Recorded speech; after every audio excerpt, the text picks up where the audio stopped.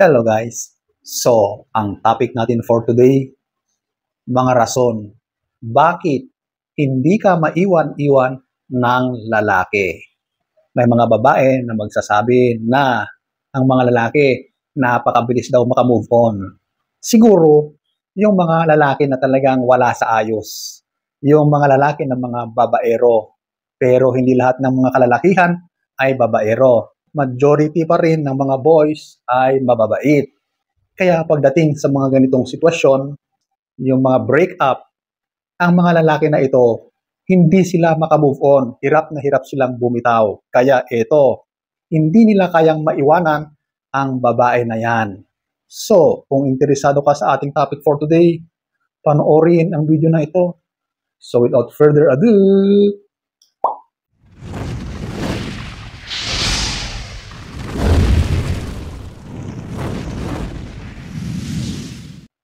aalamin na natin straight to the point. Mga rason kung bakit hindi ka maiwan-iwan ng lalaki. Number 1, umaasa siya ng second chance. So kapag ganito na ang sitwasyon, ibig sabihin, meron ng breakup or hiwalayan na nangyayari. So sa part ng lalaki na yan, hindi siya makamove on.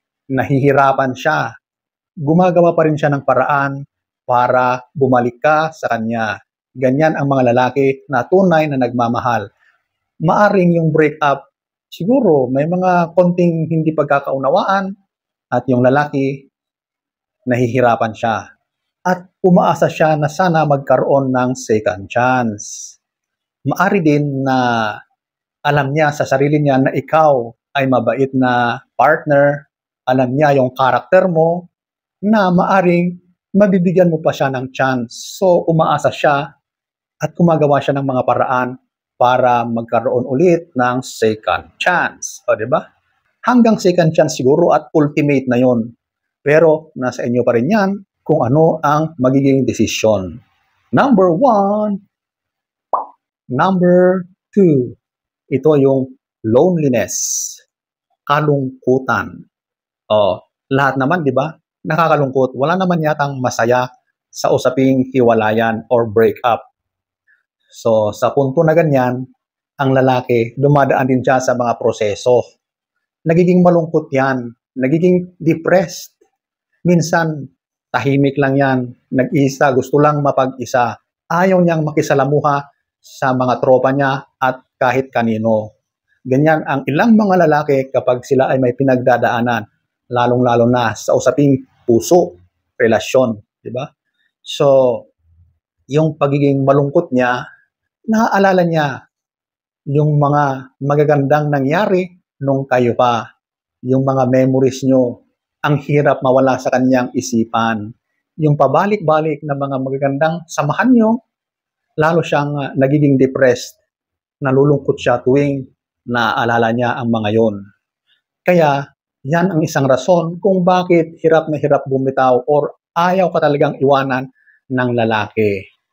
So, ayan po, ang number 2. Number 3. Ito, yung sex.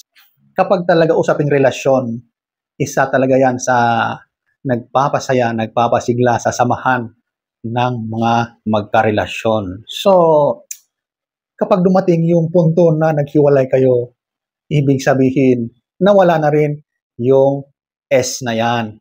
Isa yan sa bagay na hindi niya kayang mawala yung ikaw na ka-S niya. Of course, sa mga playboy, mga chick boy, okay lang yan. Walang kwenta yan sa kanila kasi yung mga ganyang lalaki, napakadali lang silang maghanap ng mga ka-S kahit saan pa yan. Diba? Basta mga ganyang lalaki, easy ang mga S na yan. Pero sa isang lalaki na talagang sincere at iisa lang talaga yung babae na yan sa buhay niya, mahirap sa kanya na mawala yung babae sa kanya. At nahihirapan din siya makamove on dahil sa mga pinagsamahan nila sa usaping intimacy, yung S. So yan ang isang dahilan kung bakit ayaw kang iwanan ng lalaki na yan. Number 3. Number 4. Ito, yung mamimiss ka kapag mahal ka ng isang lalaki, yung hindi ka lang makita, hindi ka lang makasama, hindi ka makausap, namimiss ka agad yan. Eh, paano na kapag nag-break na kayo o naghiwalay na kayo? Naku, sangkatutak na kahirapan ang pagdadaanan ng lalaki na yan. Sobra-sobrang mamimiss ka talaga niyan. Kahit sabihin natin na nag-break na kayo, mas lalong mamimiss ka niyan kasi alam niya na nag-break na kayo. So ano pa ba ang maaasahan niya? Wala na, di ba? Kasi naghiwalay kayo.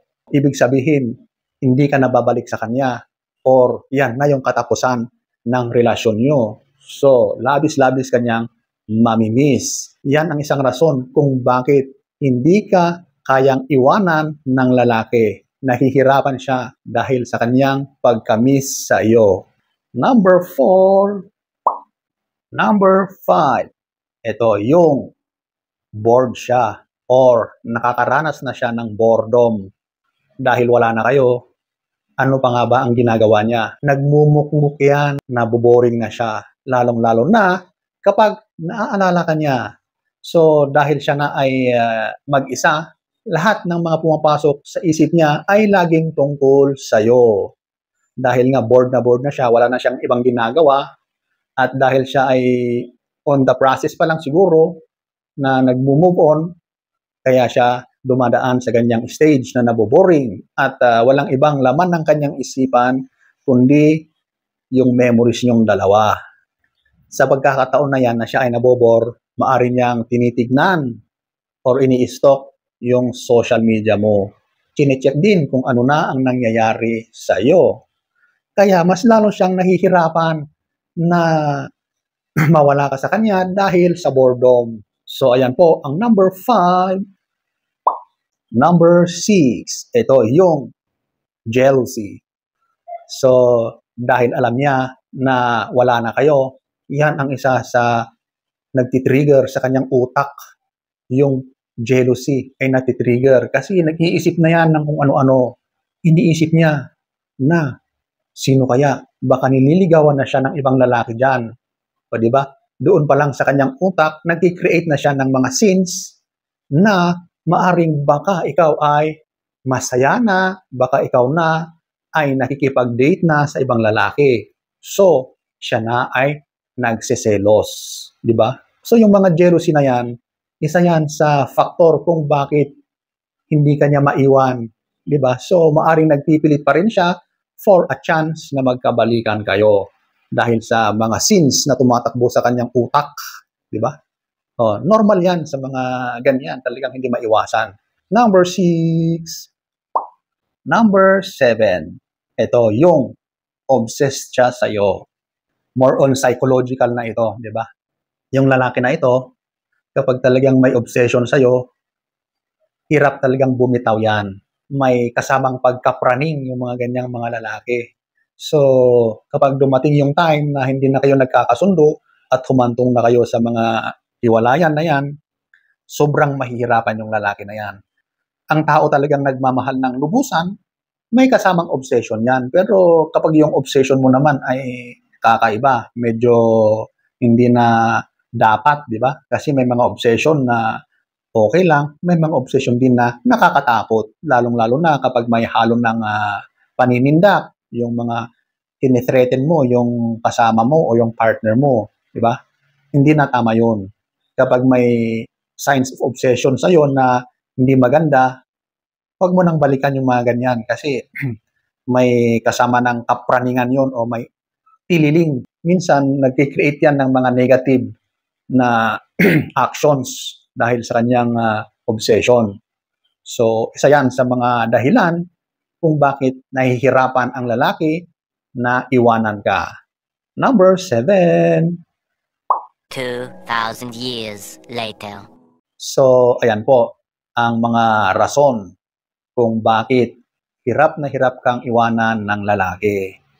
So, sana ay nagustuhan nyo ang ating topic for today.